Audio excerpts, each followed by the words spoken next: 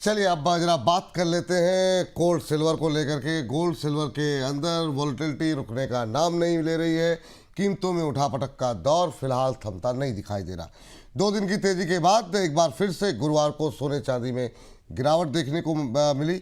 अंतर्राष्ट्रीय और भारतीय बाजारों में सोना करीब 1.5% टूटा, वहीं चांदी में आज भारतीय वायदा बाजार में 9% का लोअर सर्किट, 2 बार जो है लोअर सर्किट लगते हुए दिखाई दिए। पहला लोअर सर्किट 6% और उसके बाद से चांदी में 9% का लोअर सर्किट देखने को मिला। वहीं कॉमेक्स की बात करें तो वहाँ पर भी एक समय सुबह के सत्र में हमने देखा 11% से ज़्यादा की गिरावट देखने को मिली। बाद में 10% के आसपास लोअर लेवल से रिकवरी आई, लेकिन फिर भी काफ़ी ज़्यादा वोलेटाइल जो है वो इस समय सिल्वर जो है वो आता हुआ दिखाई दे रहा है। सर, आपसे समझना चाहेंगे, ये जिस तरह का उतार चढ़ाव, जिस तरह की वोलेटिलिटी देखने को मिल रही है, इसकी बड़ी वजह आप क्या मान रहे हैं?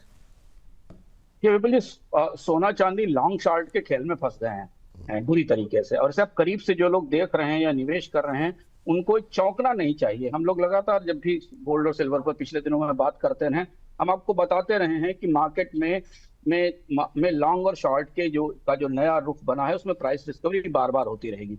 आप गौर से देखिए, सोने चांदी में जो सिंगल डे के मूव्स हैं इतने हिस्टोरिक हैं।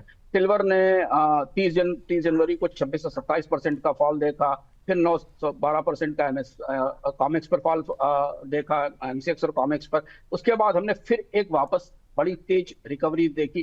सोने में भी यही स्थिति है कि 4800 से 5200 के रेंज के बैंड के बीच में हम तेज उतार चढ़ाव देख रहे हैं। वजह इसकी भीतर समझने की जरूरत है कि टेक्निकली दोनों मेटल्स जो हैं वो अब अपने पीक लेवल तक जा चुके हैं और वहां से अब इनमें अलग अलग तरीके के अप्रोच बन रहे हैं। और वो अप्रोच बाजार को में दो अलग अलग तरीके के बायर्स को टकराने की जमीन बना रहे हैं। कुछ लॉन्ग किए बैठे हैं, कुछ लोग शॉर्ट किए बैठे हैं। अब यहाँ एक नया प्लेयर आता है जो होता है एक्सचेंज। जैसे ही एक्सचेंजेस मार्जिन को बदलते हैं वैसे ही आपको किसी बाजार में बिकवाली दिखती है और किसी बाजार में शॉर्ट कवरिंग दिखाई देती है। ये बात हमने कल भी देखी। कल एलएमई ने अपने मार्जिन में चेंज किया, जो कि ऑब्वियस था क्योंकि प्राइस ऊपर जाते हैं तो मार्जिन बदले जाते हैं। उससे हमें दुनिया के अलग अलग बाजारों में अलग अलग तरीके की प्रतिक्रियाएं देखने को मिली और ये इनस्टेबिलिटी कीमतों के भीतर बनी हुई है। इसके अलावा जो ऑप्शन ट्रेडर्स हैं वो रोज अपनी अपनी रणनीतियां बदल रहे हैं। कहीं वो हेज कर रहे हैं और कहीं वो तेजी से मुनाफा वसूली की कोशिश कर रहे हैं। ये भी जो जो जो ऑप्शन की अगर आप कहें ऑप्शन की जबान में, तो जिसकी गामा डायनामिक्स है वो भी बाजार में बड़े पैमाने पर प्ले कर रही है। इसलिए ये दोनों धातुएं हाई बीटा हो गई हैं। मतलब चांदी तो हाई बीटा थी, गोल्ड भी हाई बीटा दिखने लगा है। दो तीन चार दिनों से इतना गोल्ड में हमने नहीं देखा था। चांदी तो फिर शुरुआत से ही किसी small cap mid cap stock जैसे मूव करती रहती है। लेकिन दोनों तो अब ये थोड़ा खतरनाक और चुनौतीपूर्ण है इन दोनों धातुओं के साथ रहना। इसलिए बेहतर ये होगा कि आप इंतजार करें चीजें सेटल होने का। दोनों अपनी प्राइस डिस्कवरी कर लेंगी थोड़े समय में। सर, लेकिन अगर फंडामेंटल्स को देखें तो वहाँ पर अभी क्या व्यू ले रहे हैं आप, और क्या यहाँ पर कोई बड़ा परिवर्तन आता हुआ दिखाई दे रहा है? फंडामेंटल के आधार पर कुछ बदलती हुई चीज़ें दिखाई दे रही हैं क्या? देखिए ये 2025 में जिन फंडामेंटल्स ने गोल्ड और सिल्वर को ड्राइव किया था, खासतौर से गोल्ड पहले ले लेते हैं, वो थोड़े डेंट तो हुए हैं पर डेड नहीं हुए हैं। फंडामेंटल्स वैसे ही हैं, दुनिया का कर्ज वैसा ही है, पॉलिटिकल प्रेशर सेंट्रल बैंक पर वैसा ही है, जियोपॉलिटिकल रिस्क भी है। पर जियोपॉलिटिकल रिस्क में तस्वीरें बदलती हैं। ईरान में कुछ होता है तो करेंसी तो गोल्ड ऊपर जाता है। तो तनाव भी है पर तनाव को कम करने की कोशिशें भी हैं। लेकिन अभी भी गोल्ड में स्ट्रेटेजिक एलोकेशन मॉनेटरी हेज के तौर पर बना हुआ है।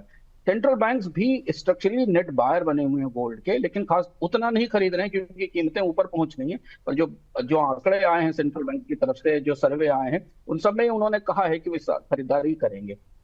सिल्वर जो है वो अभी भी स्कैरसिटी की कमी की मजबूत स्टोरी है क्योंकि मल्टीपल ईयर के स्टॉक्स नहीं है, मार्केट में डेफिसिट है। डिमांड जो सोलर और ईवी इलेक्ट्रॉनिक्स में है वो वास्तविक तौर पर दिखाई दे रही है।